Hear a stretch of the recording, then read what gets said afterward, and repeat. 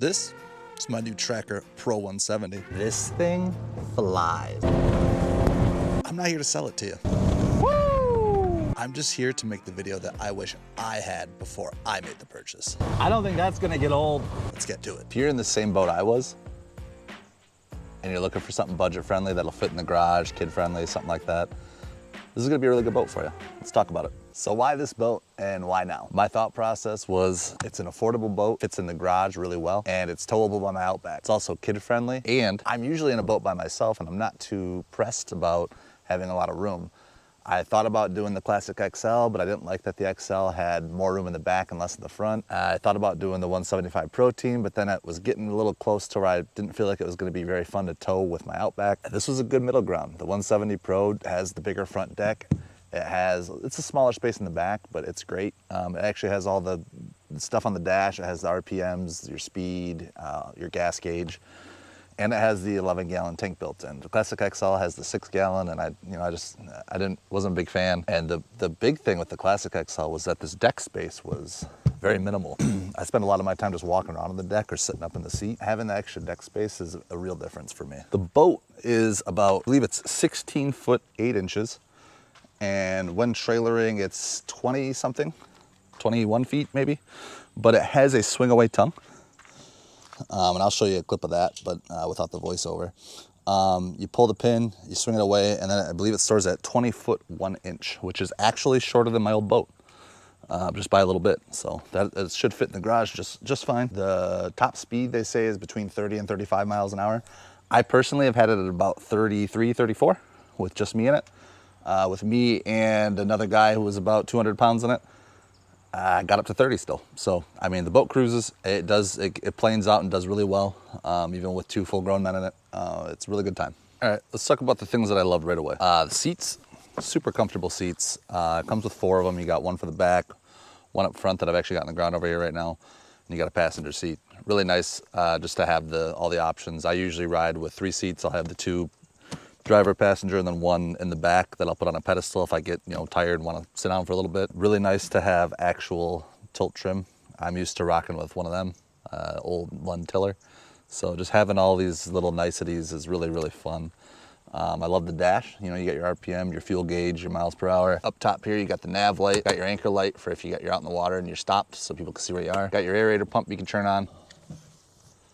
It comes with, if you get too full, it'll start draining. Pretty decent size. It's got the room for the bait bucket. I believe this is big enough for fishing any kind of tournament, any smaller tournaments in the area. And you got your bilge, just get rid of any water that's in the bottom. Then you got your horn. You ready? Cute little horn. It comes with the Garmin Striker 4, which overall is perfect for what I need it for. I was used to riding on a boat with no electronics at all. And then I got this, which is a night and day difference. I can tell depth, I can tell the water temp, I can mark fish, which is crazy to me and fun, but also deceiving because I mark fish, I turn around to go back and get to them and they don't bite. So, learning curve there for me. You got a couple different compartments. You have a compartment right here, compartment that locks right here. I have all my life jackets and everything like that in there.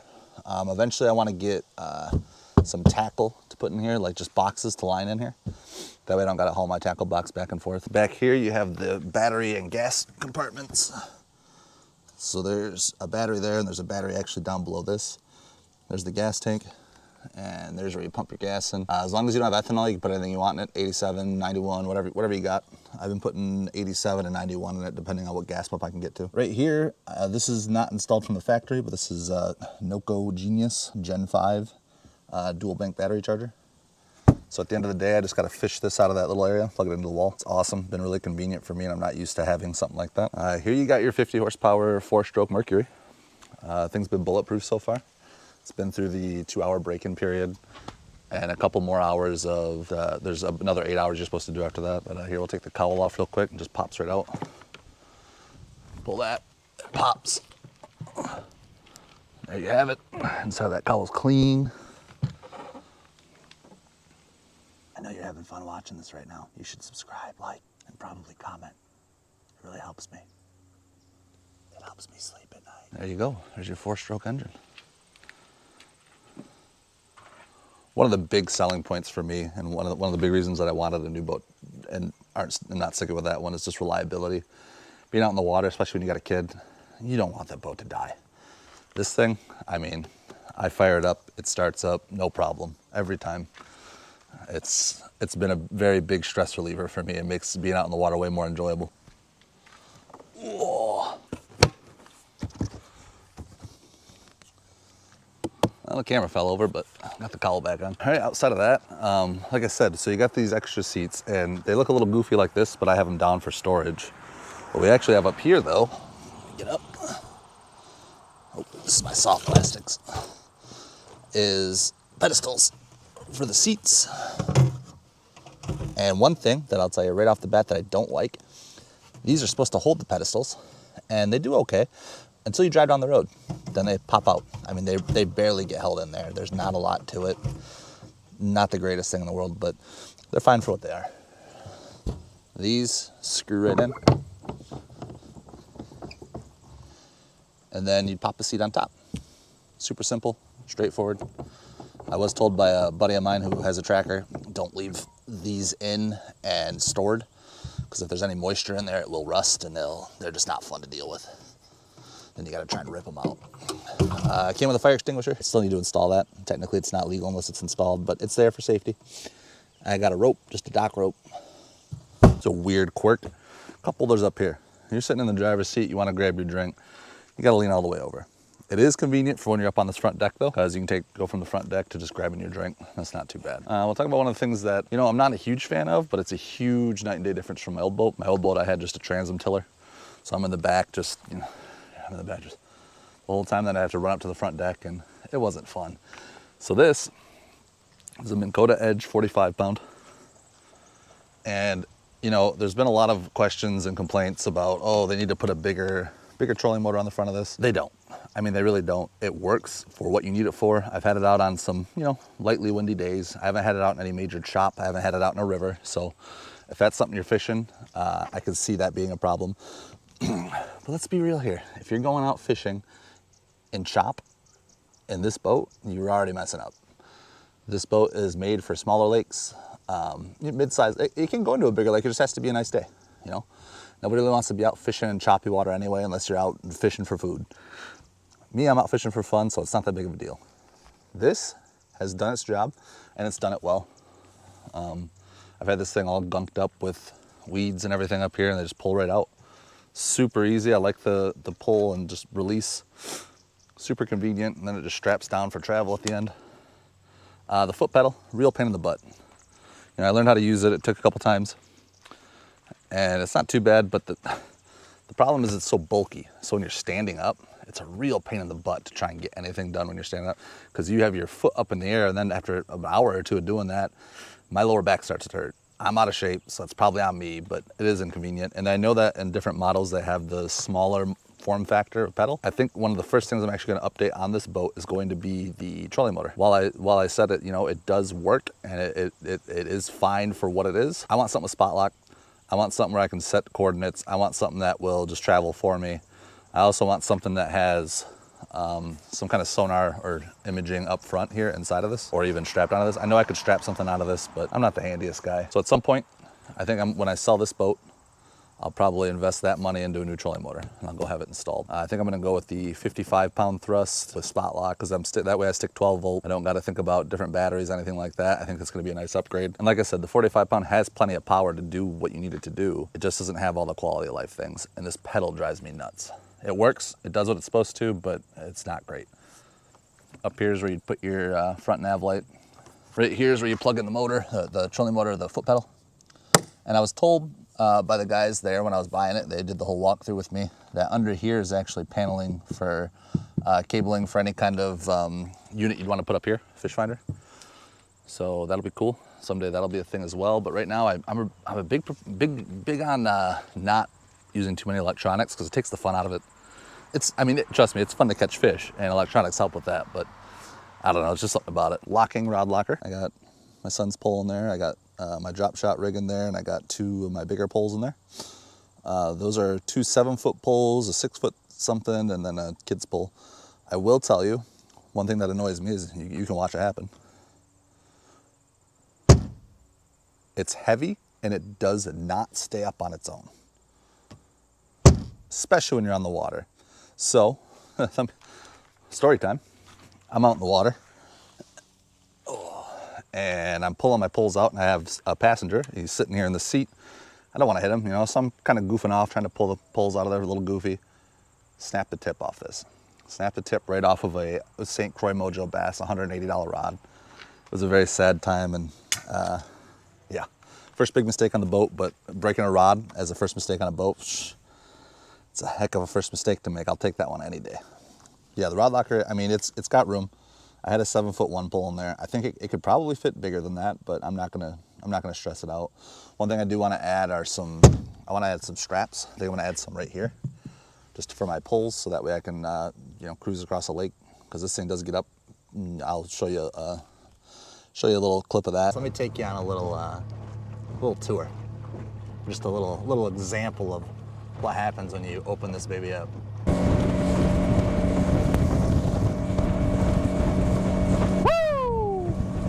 A lot of fun. Then you got a little cubby hole down here. Right now I've just been using that to throw any kind of line or like old lures. Like you can see it, I missed, but there's a tail to one there. Anything that I don't want in there. It'd be a good spot for like a little cooler or even a small tackle box, something like that. I got my net on the floor because I couldn't really find a good place to put that. It's pretty lightweight, but I got it tucked in there to where it can't fly out. And then the only other compartment we haven't talked about, it's under the seat. Cool compartment. This is where your front light is stored. And then let me show you this. Your back light's actually stored in here. And the back light goes on right there. I'm also gonna try and get a power pole so I can put a GoPro up and you can have a full view of the boat when I'm out fishing. That'll be a lot of fun. But this final compartment, kind of a pain point for me.